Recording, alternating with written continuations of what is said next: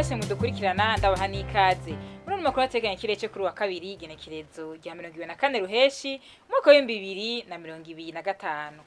Mu gitondo hitezwe ikirere kiri mu izuba n'ibicu bike bike mu ntara zose zigize igihugu cacu.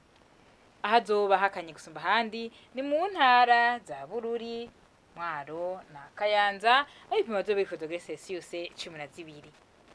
Ku muhingamo naho nyene hitezwe ikirere kiri mu izuba n'ibicu bike bike mu ntara zose zigize igihugu cacu nayo hazoba hashushe gusumba handi akaba ari mu ntara za Bujumbura na Cibitoke aho ibipimo vyo biri degrees Celsius 30.